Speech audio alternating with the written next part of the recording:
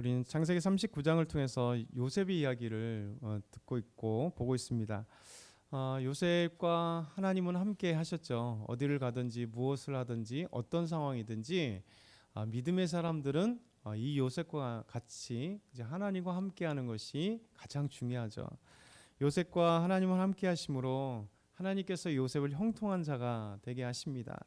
그래서 보디발 집에 그 노예로 있지만 오히려 보디발이 그에게 모든 가정 총무를 삼고 자신의 재반 업무를 모두 다 요셉에게 맡기는 일이 되고, 하나님이 함께 하심으로 이제 보디발 집에 복을 주셨고, 또 보디발도 하나님과 함께 하시는 요셉을 보게 되었고요.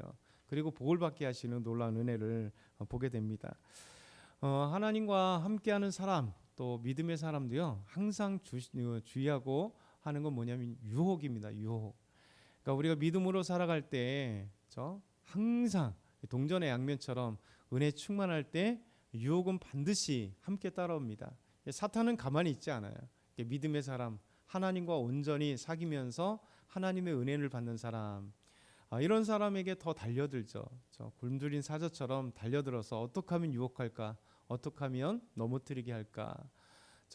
이 유혹의 그 도구는 그 집에 있었습니다. 보디발의 아내죠. 이 보디발의 아내가 끊임없이 성적으로 유혹을 하도 요셉은 계속 거부를 하니까 이 상황이 사실은 유혹하는 사람들에게는 상황이 반드시 찾아와요. 그러니까 요셉이 있었을 때, 아무도 사람이 없었을 때 요셉에게 또 이야기를 합니다. 요셉은 이 상황을 피하기 위해서 정말 이게 몸부림치게 되는 상황이 오늘 말씀이죠. 오늘 생각을 해볼 건 첫째, 하나님의 사람은 이렇게 유혹을 많이 받는다는 거죠. 우리 한번 다시 11절에서 15절 천천히 같이 한번 읽겠습니다. 시작. 그럴 때 요셉이 그 일을 하러 그 집에 들어갔더니 그 집 사람들은 하나도 거기에 없었더라. 그 여인이 그의 옷을 잡고 이르되 나와 동침하자. 그러나 요셉이 자기의 옷을 그 여인의 손에 버려두고 밖으로 나가매 그 여인이 요셉이 그의 옷을 자기 손에 버려두고 도망하여 나감을 보고 그 여주인의 집 사람들을 불러서 그들에게 이르되 보라, 주인이 히브리 사람을 우리에게 데려다가 우리를 희롱하게 하는도다. 그가 나와 동침하고자 내게로 들어오므로 내가 크게 소리 질렀더니 그가 나의 소리 질러 부름을 듣고 그의 옷을 내게 버려두고 도망하여 나갔느니라 하고. 아멘. 오늘 말씀은 적반하장이 등장하죠.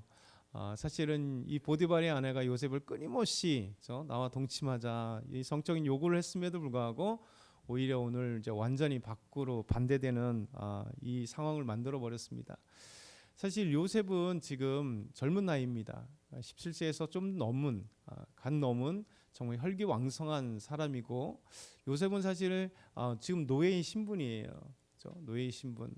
어떻게 보면 노예가 가장 편한 게 뭘까요? 사실은 보디발의 아내의 청을 듣고 그 유혹이 아닌 함께 동조해서 하면 자기도 편하고 자기 젊은 이 피 끓는 남자의 모든 것도 해결할 수 있는, 아마 보통 같았으면 그럴 것 같습니다. 근데 요셉이 이 모든 것을 피할 수 있는 이유는 단 한 가지예요. 9절에 나오는데요. 하나님께 악을 행하지 않도록. 그렇죠? 이것이 만약에 하나님이 보고 계시다는 거 없다면 사실 가장 유혹받기 쉽고, 특별히 남자들 같은 경우는 더더군다나 그러죠. 이런 유혹을 쉽게 뿌리칠 수 있는 게 아닙니다. 길 가던 사람에게 유혹받는 게 아니라 매일같이 자기 집에서 주인, 여주인이 자기를 유혹하는데, 아마 대부분의 사람들은 아무 눈 감고 자기도 좋고 여주인도 좋고 꼭 먹고 알먹기 이런 생각을 할 수밖에 없는 상황입니다. 그럼에도 불구하고 요셉이 끊임없이 이 유혹들을 거절할 수 있는 것은 남자 때문에 거절하는 것도 아니고, 자기가 어떤 성적인 매력이 주인이 없어서 거절하는 것도 아니고 단 한 가지예요. 그러니까 하나님과 동행하는 사람이기 때문에, 함께하는 사람이기 때문에 하나님을 두려워하게 된 거죠. 우리가 세상에서 사실 유혹받는 게 얼마나 많습니까? 수만 가지로 유혹을 받잖아요. 근데 우리 마음속에 하나님께서 이성으로서 하나님께서 우리 마음속에 막 갈등하게 만들잖아요. 유혹받을 때 당연히 유혹을 받죠. 근데 우리 안에서 행동으로 하지 않는 이유는 비록 마음에는 들어오나 행동으로 행하지 않고 거기서 속으로 마음속에서 막 사투를 벌이면서 싸우는 이유는 우리가 하나님을 믿기 때문에, 하나님이 우리에게 범죄라고 죄라고 말씀하기 때문에 머릿속에 수없이 싸우는 거예요. 갖가지 일로. 자, 사실 눈 딱 한 번만 감으면, 보통 사람이면, 일반적인 사람은 다 하는데, 그런데 우리 안에서는 자꾸만 사투를 벌이는 게 이 믿음 때문에, 하나님을 두려워하기 때문에 그렇습니다. 끊임없는 요셉의 유혹 가운데서도 더더군다나 이런 상황이 벌어지는 그 상황 속에서도 요셉은 그의 옷을 남겨둘지라도 도망가게 된 거죠. 만약에 유혹은 피하는 게 최고죠, 사실은요. 왜냐하면 유혹은 내 힘으로 절제하기가 너무 어렵기 때문에 그래요. 근데 요셉은 자기의 옷을 남겨두고 도망갈 정도로 그 중요한 시점에 피하게 된 거죠. 피하게. 그래서 이 피하게 된 곳 속에서 항상 승리가 시작되는 거죠. 그러나 이 적반하장인 이 여인이 결국 사람들에게 오히려 이 두고 간 이 옷을 두고 요셉이 자기를 이렇게 해하려고 했다. 자기를 이렇게 넘보려고 했다. 그런 완전히 알바이를 만들어가는 거죠.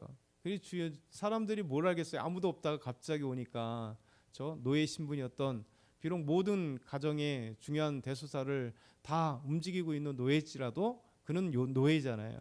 그러니 어떻게 되겠습니까? 더더군다나 집주인인 보디발이 오니까 아내의 이야기를 들을 수밖에 없고 대노를 하는 거죠. 분노하는 거죠.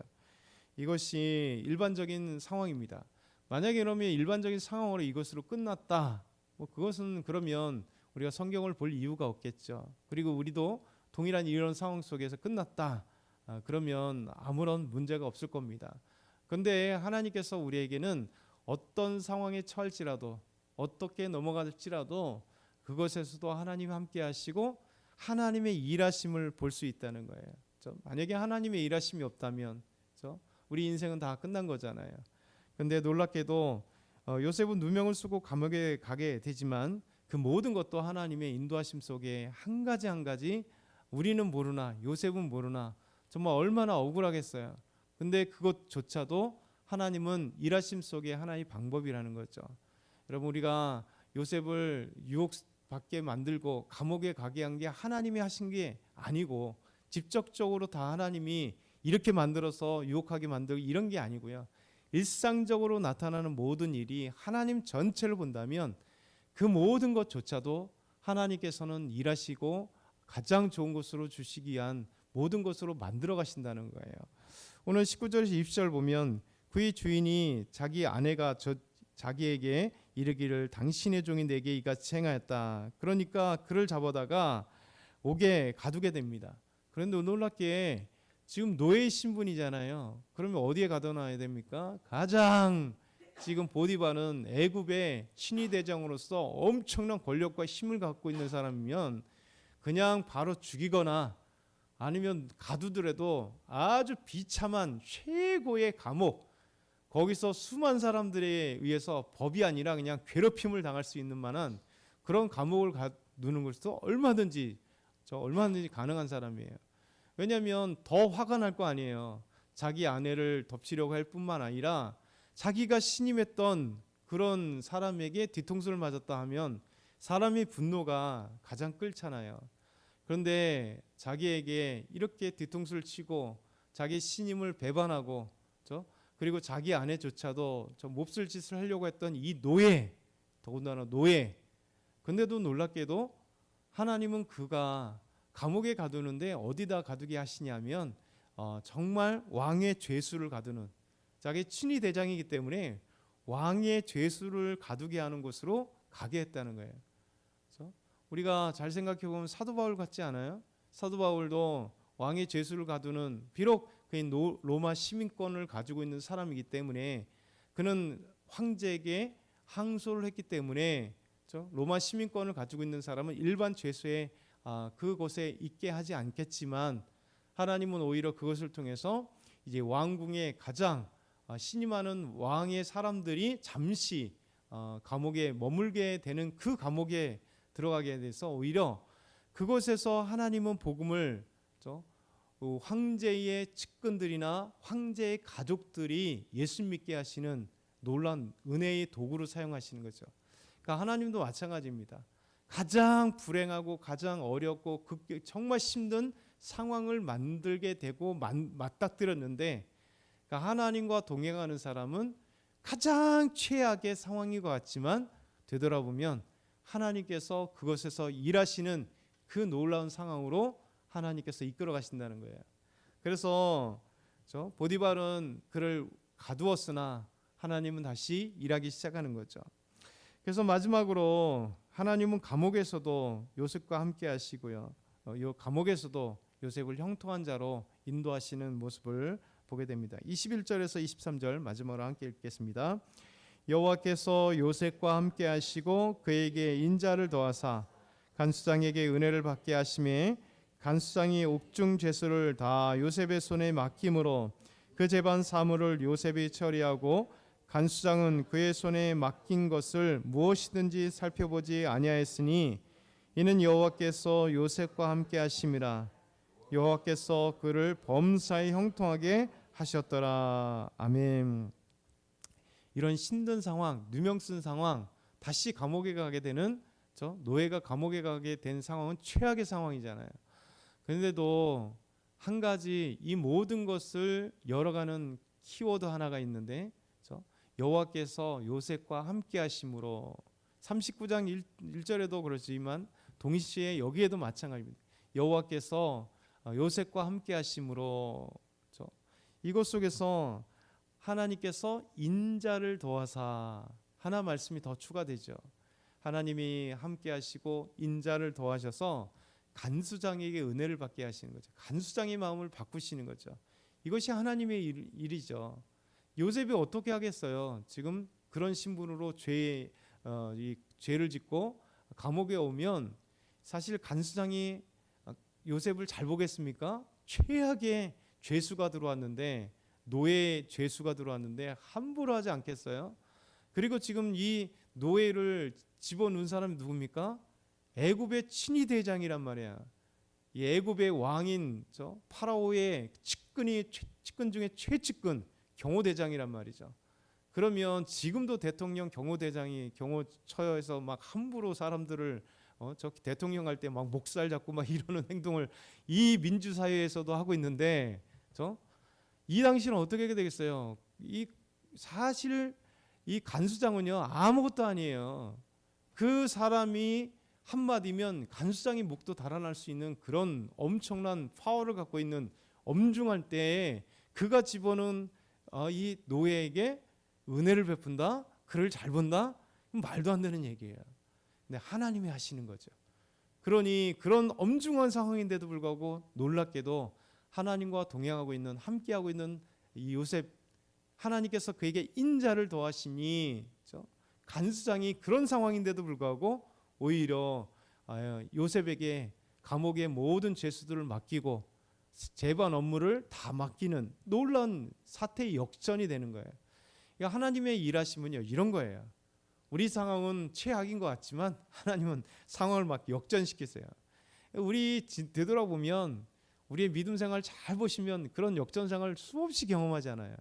우리가 사태 보면 너무 발버둥 돌고 막 갑자기 어떻게 해야 될지 모르는 상황들이 많은데 참 하나님 신기하게 어떤 사람들을 만나게 하시고 그 사람이 정말 우리를 해야 할 것 같은데 오히려 도와주고 정말 도와줄 것 같지 않았던 사람들이 오히려 엘리야의 까마귀처럼 정말 까마귀처럼 엘리야를 도와주는 도구로 하나님의 도구로 사용되시는 이것이 하나님의 놀라운 겁니다.